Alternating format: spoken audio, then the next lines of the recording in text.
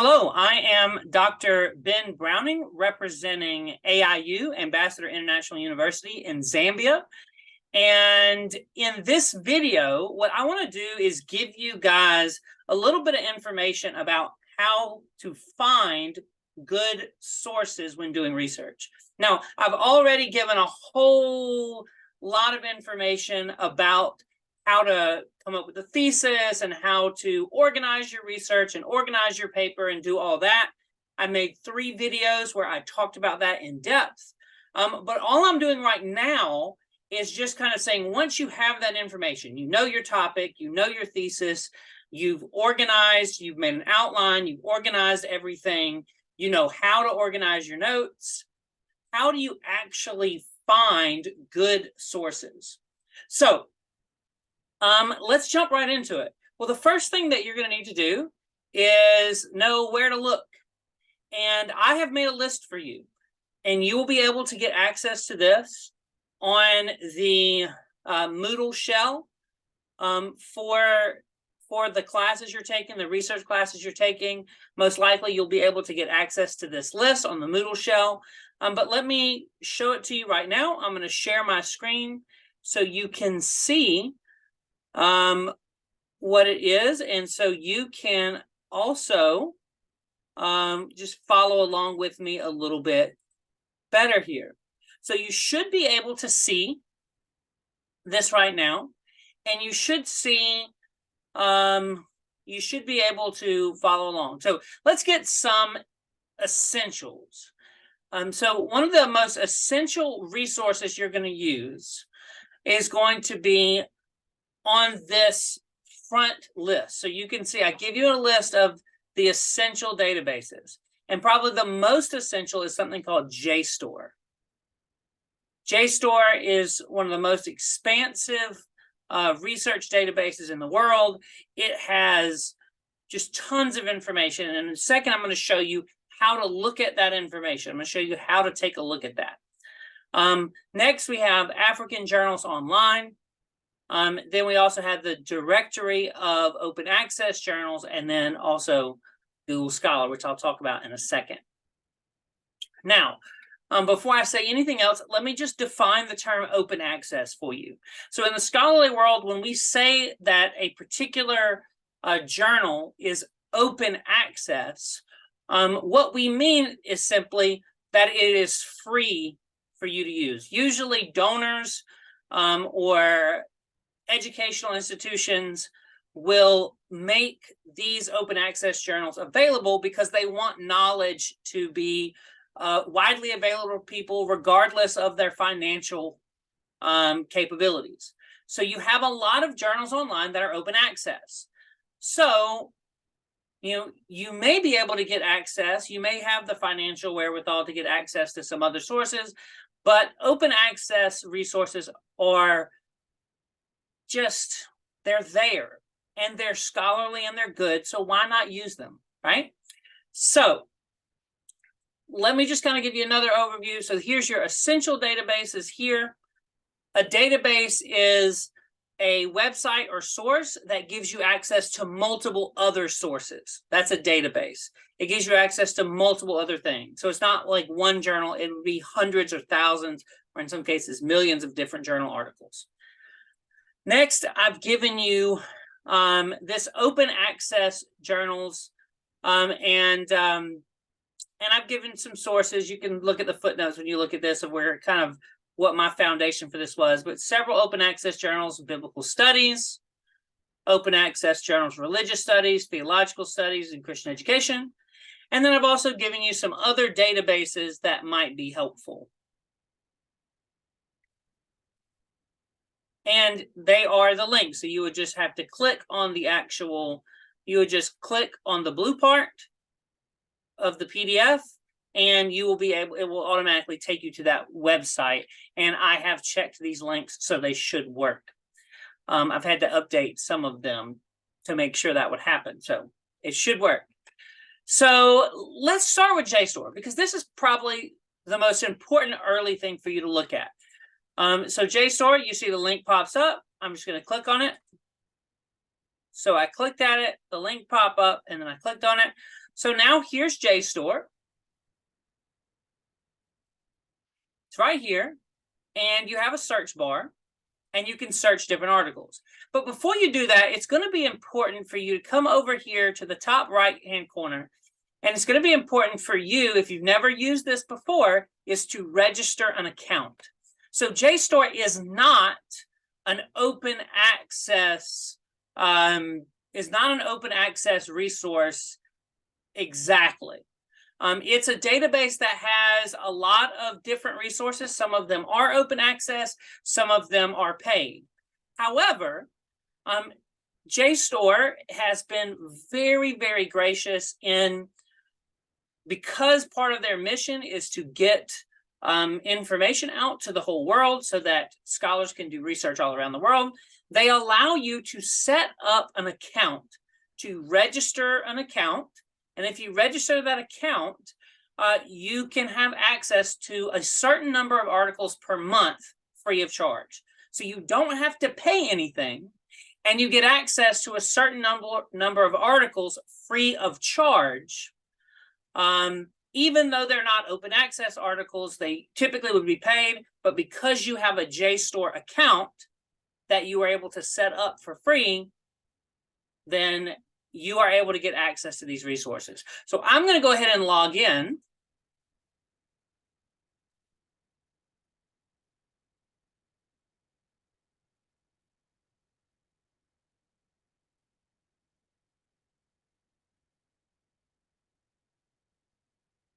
Now, you can see right here, I've logged into JSTOR. And let's search something. So let's look something up. Let's look up something like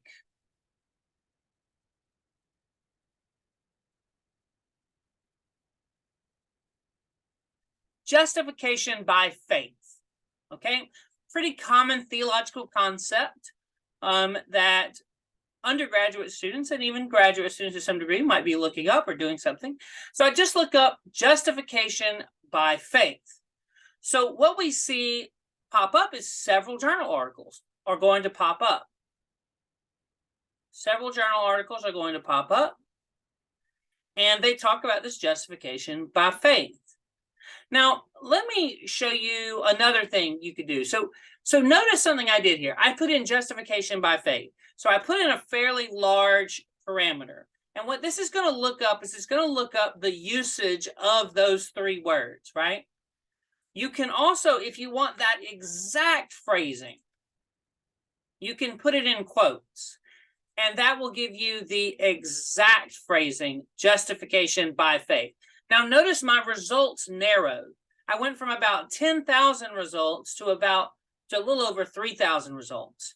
That's because what JSTOR did was it narrowed my search from an article that has the words justification by and faith relatively close together to an article that has exactly that phrase, justification by faith.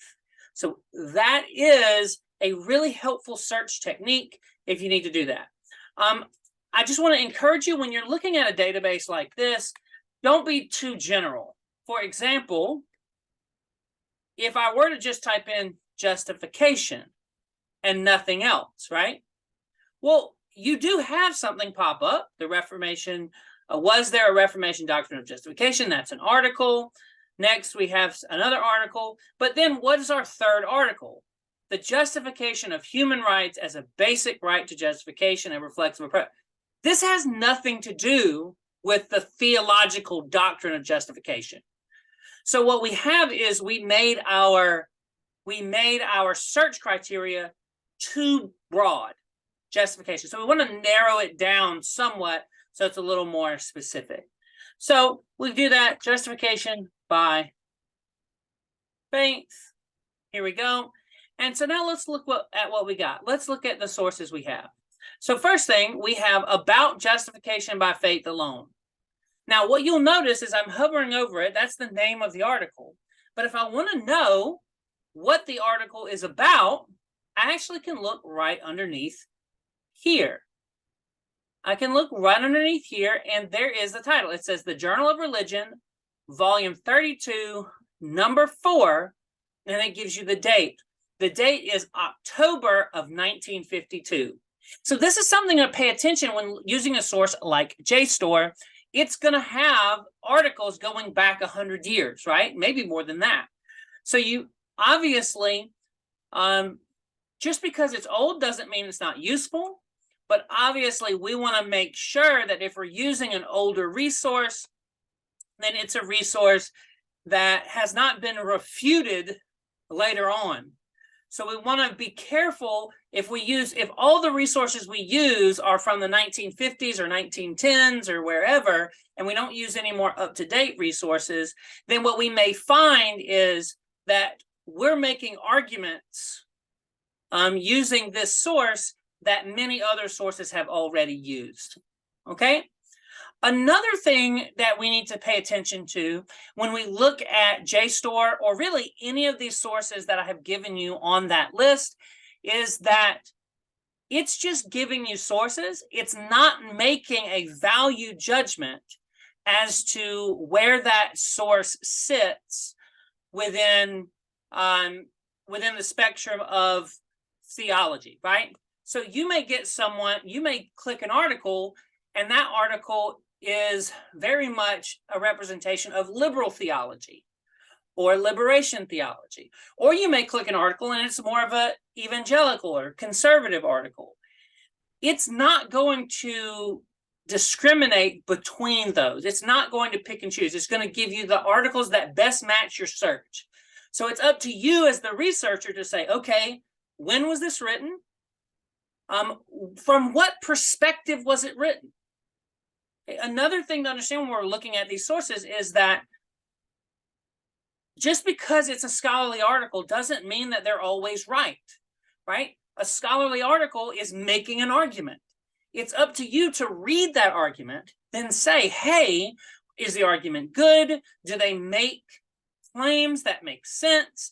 And should I argue for or against, or where should I stand in this argument?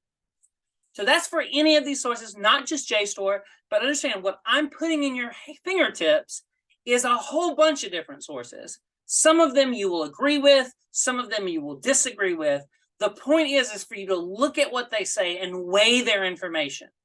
There's an easy temptation for new scholars, for students, to think, well, a journal article says it, therefore it must be true. That is not how academics works. Journal articles, they present evidence. They say, this is what I think the answer is. Then other scholars will say, hey, I think you're wrong, or I think you're right, or hey, maybe, but how about this? And what you have to do as a student is weigh those things. So just because it says it in a journal article doesn't mean it's right. You have the right to disagree as long as you have evidence and good reasons. Okay? Now, so let's look at this example. This is justification by faith alone. I clicked on it. It shows me the journal article. And notice what it first pops up. It pops up and it says, log in through your library to preview this. Okay? Now, if I did not have an account, that's what I would need to do. Okay? In order to actually read this article, I would need to do that.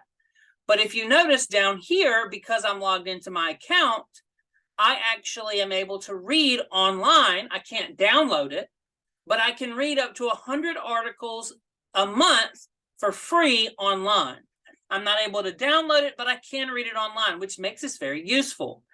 So I have the option to actually read this online. So I could click on that. In this case, I'm not going to, but I could click on that and then I could then read the article, right? And I have 100 chances to read. You can do a lot of research with 100 different articles to read, right? Okay, so that's JSTOR. There are just mountains and mountains and mountains of sources on JSTOR. Even books. They have a lot of articles, but they even have books. So make sure that when you're studying, you're not just saying, oh, well, here's the information, I'm going to go with it. Make sure you're reading, looking at when it's written, who's it written by, what angle are they coming at, what kind of information is useful here. But JSTOR is a great scholarly source. Now, let me jump to some of your other helpful sources here, okay? So another source is African Journals Online. I can take you there and show that to you. This has a lot of journal articles. Let me see if I can zoom this in a little bit where it's easier for you to see. This has a lot of different journal articles, and you notice it has 675 journals, and 372 of those journals are open access, meaning you can read them for free. So a source like this, all the same things that I said about JSTOR apply to a source like this. The only difference is it's limited to African journals. Okay, you'd go to the search bar, you'd look those up, and you'd apply all those same tools that I've already given you. Another resource would be this, the Directory of Open Access Journals. Clicking on that, here you go. Same principle, a lot like JSTOR, only everything is open access.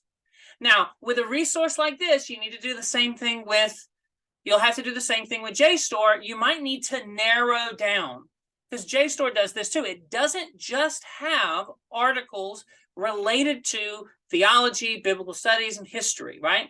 So you might need to narrow down a subject. So one way you can narrow down a subject or narrow down a search is when you type it in, you might want to come down here to refine your search. You can see it here, and they actually give you the option to refine your search to philosophy and psychology. So that's right here. Okay, so that might be something you do. So say you're doing an article about something general like forgiveness.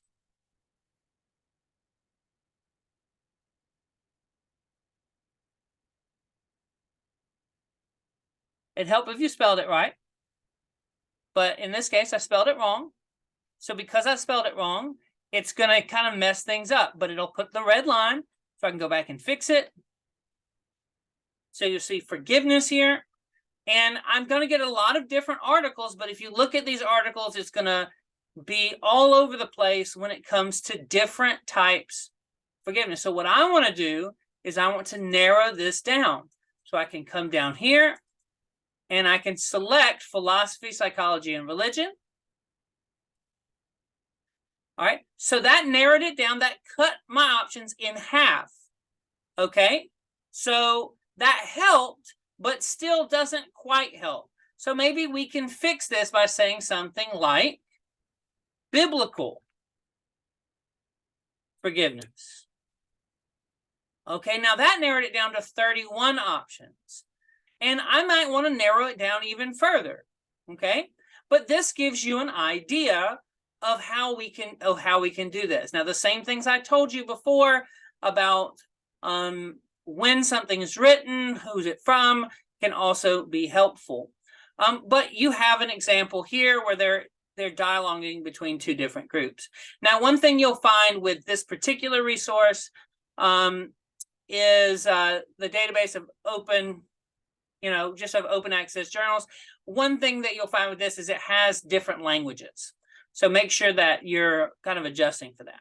And the last big resource I want to go on, of course, you can look at these specific open access journals that I gave you, and they're helpful. But the last one I really want to talk to you guys about is Google Scholar.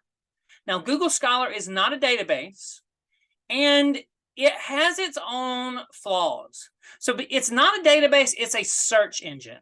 So what a search engine does is a search engine just looks for keywords across the entire internet.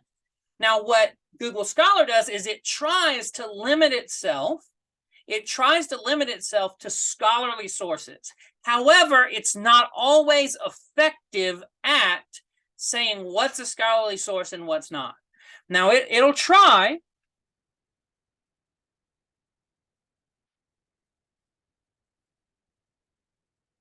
But it's not going to be quite as effective as other sources. So it's going to scour the internet, and it's going to find all the sources it can find. So you'll notice here, Justification by Faith, it finds a lot of different books, some of them better than others.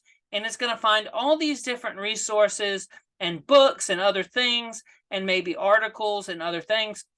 And it's going to tend to find scholarly things, but it's not always going to be quite as guaranteed because it is searching the entire internet and not just an academic database. So with that in mind, that kind of gives you this broad overview of what we're looking at here. I've given you a couple of databases. I've given you a list that you can go over. But I've got to tell you, please remember this as a student. I'm not telling you that all of these sources are equal or that all of the sources that you find are right or good. You are the researcher. It is your responsibility to see if the arguments they make are good, if the statements they make are good, are of high quality and well researched, if they are biased or not biased. It's up to you to determine that. So don't say, oh, well, you gave me this source and it says this, therefore it's right. No, that's not how research works. You are not just giving me, this is what X person said. No, you are telling me, okay, this is what they said. Is their evidence good? Is it bad? How does it go into the overall research that I have done? So I hope that this kind of quick explanation of how to do research and which sources are there for you, I hope this has been helpful. And I look forward to the progress that you are going to make as a scholar.